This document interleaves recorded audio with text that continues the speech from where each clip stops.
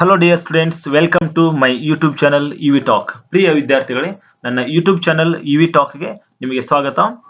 Today I am going to explain you about the articles part 2. ಇವತ್ತು ನಾನು ನಿಮಗೆ articles ಅಲ್ಲಿ ಪಾರ್ಟ್ 2 ಅಂತ ಎಕ್ಸ್ಪ್ಲೇನ್ ಮಾಡ್ತಿದ್ದೀನಿ.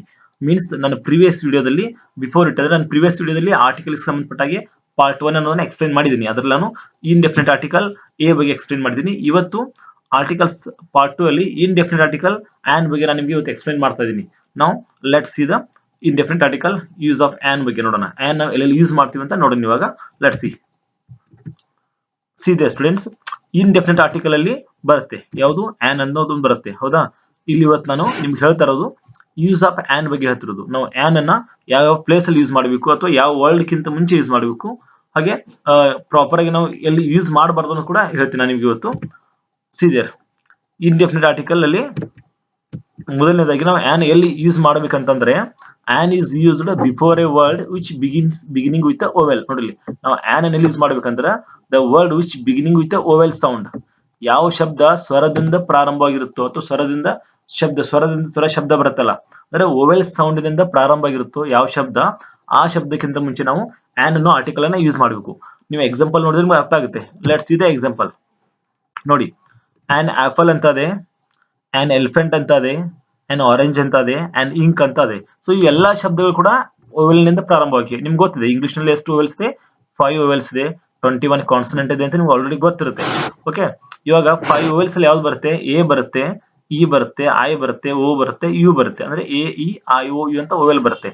ಸೊ ಇಲ್ಲಿರುವಂತ ಎಲ್ಲಾ ಶಬ್ದಗಳು ಕೂಡ ಓವೆಲ್ ನಿಂದನೇ ಪ್ರಾರಂಭವಾಗಿವೆ ಎಲ್ಲ ಶಬ್ದಗಳು. ಹಾಗೆ ಅದ್ರ ಸೌಂಡ್ ಕೂಡ ಓವೆಲ್ ನಿಂದನೇ ಬರುತ್ತೆ. ನೋಡಿ, ಇಲ್ಲಿ ಆನ್ ಆಪಲ್ ಅಂತ ಒಂದಿದೆ, ಆಪಲ್ ಅನ್ನೋದು ಕೂಡ ಓವೆಲ್ ಸೌಂಡ್ ಕ್ರಿಯೇಟ್ ಮಾಡುತ್ತೆ. ಅಂಡ್ ಎಲಿಫೆಂಟ್ ಅಂತ ಬರುತ್ತೆ, it's also make the sound of vowel. Next and orange ಅಂತ ಬರುತ್ತೆ, ಇದು ಕೂಡ ಓವೆಲ್ ಸೌಂಡ್ ಇದೆ. ನೆಕ್ಸ್ಟ್ ಅಂಡ್ ಇಂಕ್ ಅಂತ ಬರುತ್ತೆ, ಸೊ ಇದು ಕೂಡ ಓವೆಲ್ ಸೌಂಡ್ ಬರುತ್ತೆ. ಓಕೆ, ನಿಮ್ಗೆ ಒಂದು ಅರ್ಥ ಆಗಬೇಕು ಆನ್ ನಾವೆಲ್ಲಿ ಯೂಸ್ ಮಾಡ್ತೀವಿ ಅಂದ್ರೆ the words which beginning with vowel sound ಅಂತ. I hope you understood. Next ನೋಡೋಣ ಮತ್ತೆ ನಾವು ಆನ್ ಎಲ್ಲಿ ಯೂಸ್ ಮಾಡ್ತೀವಿ ಅಂತ. Let's the second one. Where you should use the an. See there, an is used before a word which begins with consonant but sounds like a vowel ಅಂತ. So ನೋಡಿ, ಈಗ ನಾವು ಆನ್ ಎಲ್ಲಿ use ಮಾಡ್ತೀವಿ ಅಂತಾರೆ, an is used, either an is used before a word which with beginning with a consonant. It's most important but sounds like a vowel. ನಾನು ನನ್ನ previous ವಿಡಿಯೋದಲ್ಲಿ ಯೂಸ್ ಆಫ್ ಎ ಹೇಳ್ತಾ ಇದ್ದೆ. ಕೆಲವೊಂದು ಶಬ್ದಗಳು ಯಾವ ರೀತಿ ಅಂದ್ರೆ ಓವೆಲ್ ನಿಂದ ಪ್ರಾರಂಭ ಆಗುತ್ತೆ ಬಟ್ ಸೌಂಡ್ ಕಾನ್ಸನೆಂಟ್ ತರ ಮಾಡುತ್ತೆ ಅಂತ ಹೇಳ್ತಾ ಇದ್ದೆ. ಅಂದ್ರೆ ಸ್ವರದಿಂದ ಪ್ರಾರಂಭ ಆಗುತ್ತೆ, ಅದ್ರ ಶಬ್ದ ವ್ಯಂಜನ ತರ ಬರ್ತಾ ಇರುತ್ತೆ ಅಂತ. ಬಟ್ ಅದೇ ರೀತಿ ಇಲ್ಲಿ ಕೂಡ ಸ್ವಲ್ಪ ಅದ್ರ ಉಲ್ಟಾ ಬರುತ್ತೆ. ಯಾವ ಗೊತ್ತಾ?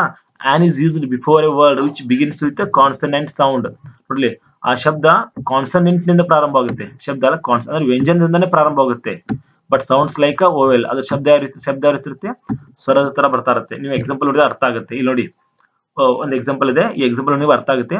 ಸೊ ನಾವು ಯಾವ ರೀತಿ ಆನ್ ಅನ್ನ ಯೂಸ್ ಮಾಡ್ತೀವಿ ಅಂತ. ಸಿದರ್ ಆನ್ ಆನೆಸ್ಟ್ ಅಂತ ಇದೆ. ನೋಡಿ, ಆನೆಸ್ಟ್ ಅಂತ ಇಲ್ಲಿ ಎಚ್ ಅನ್ನೋದನ್ನ ಸೈಲೆಂಟ್ ಆಗುತ್ತೆ, ಆನೆಸ್ಟ್ ಅಂತ ಕರಿತೀವಿ ನಾವು. ಅಂದ್ರೆ ಇಲ್ಲಿ ಓವೆಲ್ ಇದೆ ನೋಡಿ, ಇದು ಓ ಇಸ್ ಓವೆಲ್. ಹೌದಾ, ಆನ್ ಆನೆಸ್ಟ್ ಅಂತ ಕರೆಯೋದ್ರಿಂದ ಈ ಎಚ್ ಅನ್ನೋದು ವ್ಯಂಜನ ಇದೆ, ಕಾನ್ಸನೆಂಟ್ ಇದೆ, ಬಟ್ ಸೌಂಡ್ ಯಾವ ರೀತಿ ಬರ್ತದೆ? ಓವೆಲ್ ತರ ಬರ್ತದೆ. ಅದಕ್ಕೆ ನಾವಿಲ್ಲಿ ಆನ್ ಅನ್ನೋದು ಯೂಸ್ ಮಾಡ್ತೀವಿ. ನೆಕ್ಸ್ಟ್ ಆನ್ ಅವರ್ ಅಂತ ಇದೆ. Okay, not hour, it's an hour.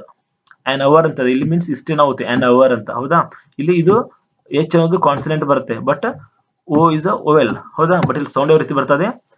The word begin with consonant but sounds like vowel. ಅಂದ್ರೆ ಓವೆಲ್ ತರ ಸೌಂಡ್ ಬರ್ತಿರೋದ್ರಿಂದ ಇಲ್ಲಿ ಕೂಡ ನಾವು ಆನ್ ಆರ್ಟಿಕಲ್ ಅನ್ನ ಯೂಸ್ ಮಾಡ್ತೀವಿ. ನೆಕ್ಸ್ಟ್ ಥರ್ಡ್ ನೋಡಿ, ಆನ್ ಆನರೇಬಲ್ ಅಂತ ಬರುತ್ತೆ. ಹೌದಾ, ಇಲ್ಲಿ ಕೂಡ ಅದೇ ರೀತಿ ಇದೆ. ಇಲ್ಲಿ ಕೂಡ the word begins with consonant but sounds like vowel. So ಇದು ಮೂರು ಕೂಡ ತುಂಬಾನೇ ಇಂಪಾರ್ಟೆಂಟ್. ಸ್ಪೆಷಲಿ ನೀವು ಎಕ್ಸಾಮ್ ಅಲ್ಲಿ ಇದು ಎಕ್ಸ್ಪೆಕ್ಟೆಡ್ ಕ್ವಶನ್. ಯಾಕಂದ್ರೆ ಇದು ಸ್ವಲ್ಪ ಕನ್ಫ್ಯೂಸ್ ಆಗುತ್ತೆ ನಿಮ್ಗೆ. ನಾರ್ಮಲ್ ಆಗಿ ನೀವು ಏನ್ ಮಾಡ್ತೀರಾ, ಶಬ್ದ ಅಂದ್ರೆ ಆ ವರ್ಡ್ ಕಾನ್ಸನೆಂಟ್ ನಿಂದ ಬಿಗಿನ್ಸ್ ಆಗಿದೆ ಅಂತಂದ್ರೆ ನೀವು ಎ ಬರ್ದು ಬಿಡ್ತೀರಾ. ಬಟ್ ಇಲ್ಲಿ ಯಾವ ರೀತಿ ಇದೆ, ಇದು ಕಾನ್ಸನೆಂಟ್ ಇಂದ ಬಿಗಿನ್ಸ್ ಆಗಿದೆ ಬಟ್ ಸೌಂಡ್ಸ್ ಓವೆಲ್ ರೀತಿ ಮಾಡೋದ್ರಿಂದ ಇದು ಎಕ್ಸಾಮ್ ಅಲ್ಲಿ ಬಹಳ ಎಕ್ಸ್ಪೆಕ್ಟೆಡ್ ಇರುತ್ತೆ question. You should be remember it properly. ನೀವು ಸ್ವಲ್ಪ ಸರಿ ಚೆನ್ನಾಗಿ ಕಾನ್ಸಂಟ್ರೇಟ್ ಮಾಡಿ ಸ್ವಲ್ಪ ಪ್ರಾಕ್ಟೀಸ್ ಮಾಡಿ, ಅಥವಾ ನೆನಪಿಕೊಳ್ಳೋದ್ರಿಂದ ನೆನಪು ಈಸಿ ಕೂಡ ಆಗುತ್ತೆ. ಸ್ವಲ್ಪ ನೀವು ಬರೋದು ಪ್ರಾಕ್ಟೀಸ್ ಮಾಡೋದ್ರಿಂದ ಅಥವಾ ವಿಡಿಯೋನ ಮತ್ತೆ ನೋಡೋದ್ರಿಂದ ನಿಮ್ಗೆ ಈಸಿ ಆಗುತ್ತೆ ನೆನಪಿಕೊಳ್ಳೋದಕ್ಕೆ. ನೆಕ್ಸ್ಟ್ ನೋಡೋಣ, ಥರ್ಡ್ ನಾವು ಮತ್ತೆ ಇಲ್ಲಿ ಆನ್ ಮತ್ತೆ ಎಲ್ಲಿ ಯೂಸ್ ಮಾಡ್ತೀವಿ ಅಂತಂದ್ರೆ ಇದು ಕೂಡ ತುಂಬಾನೇ ಇಂಪಾರ್ಟೆಂಟ್. ನೆಕ್ಸ್ಟ್ ಥರ್ಡ್ ಒನ್ ಕೂಡ, on is used before A abbreviations which begins from FHL MNRSX ಅಂತ. ಹೌದಾ, ನೋಡ್ಲಿ, ನಾವು ಆನ್ ಅನ್ನ ಎಲ್ಲಿ ಯೂಸ್ ಮಾಡ್ತೀವಿ ಅಂತ. Third one, on is used before A abbreviation. Abbreviation ಅಂದ್ರೆ ಮೊದಲು ಅರ್ಥ ಮಾಡ್ಕೊಳ್ಳಿ ನೀವು. ಅಬ್ರಿವೇಷನ್ಸ್ ಅಂದ್ರೆ ಗೊತ್ತಾ? ನೀವು ಶಾರ್ಟ್ ಫಾರ್ಮ್ ಫುಲ್ ಫಾರ್ಮ್ ಅಂತ ಹೇಳ್ತಿರಲ್ಲ, ಅದಕ್ಕೆ ನಾವು ಅಬ್ರಿವೇಷನ್ಸ್ ಅಂತ ಕರಿತೀವಿ. ಸೊ ಆ ರೀತಿ ಅಬ್ರಿವೇಷನ್ಸ್ ಬರ್ತಾವಲ್ಲ, ಆ ಅಬ್ರಿವೇಷನ್ಸ್ ಕಿಂತ ಮುಂಚೆ ನಾವು ಆನ್ ಆರ್ಟಿಕಲ್ ಅನ್ನು ಯೂಸ್ ಮಾಡ್ತೀವಿ. ಅಂದ್ರೆ ನೀವು ಶಾರ್ಟ್ ಫಾರ್ಮ್ ಅಂತ ಕರಿತೀವಿ, ಫುಲ್ ಫಾರ್ಮ್ ಅಂತ ಹೇಳಂತೀವಲ್ಲ, ಶಾರ್ಟ್ ಫಾರ್ಮ್ ಅಂತ, ಅದಕ್ಕೆ ನಾವು ಅಬ್ರಿವೇಷನ್ಸ್ ಅಂತ ಕರಿತೀವಿ. ಅಲ್ಲಿ ನಾವು ಆನ್ ಯೂಸ್ ಮಾಡ್ತೀವಿ. ಬಟ್ ಎಲ್ಲಾ ಕಡೆ ಅಂತ ಯೂಸ್ ಮಾಡಲ್ಲ. ಕೆಲವು ಅಲ್ಫಾಬೆಟ್ಸ್ ಅಂತ ಪ್ರಾರಂಭ ಇರಬೇಕು. that abbreviations begins from the F or H or L or M or N or R or S or X. So ಇವು ಏನು ಇಲ್ಲಿದಾವಲ್ಲ 8 ಅಲ್ಫಾಬೆಟ್ಸ್, ಈ 8 ಅಲ್ಫಾಬೆಟ್ಸ್ ಮಾತ್ರ ಬಿಗಿನ್ ಆಗಿರಬೇಕು. ಆನ್ ಎಫ್ ನೋಡಿಲಿ, an F D A is right but an B A is wrong. Example ನೋಡಿಲಿ, an L L B is right but an ಮತ್ತು ಅಂದ್ರೆ ನಾವು ಎಲ್ ಬಿ ಎಲ್ ಇದೆ ಹೌದಾ, ಇವು ಇಷ್ಟೇ ಅಲ್ಫಾಬೆಟ್ಸ್ ಪ್ರಾರಂಭ ಆಗಿರ್ಬೇಕು, ಅಲ್ಲಿ ಮಾತ್ರ ನಾವು ಆನ್ ಯೂಸ್ ಮಾಡಬೇಕು. ಕೆಲವೊಂದು ಎಕ್ಸಾಂಪಲ್ ನೋಡಿದ್ರೆ ನಿಮ್ಗೆ ಅರ್ಥ ಆಗುತ್ತೆ ಯಾವ ರೀತಿ ಅಂತ ನೋಡಿಲಿ.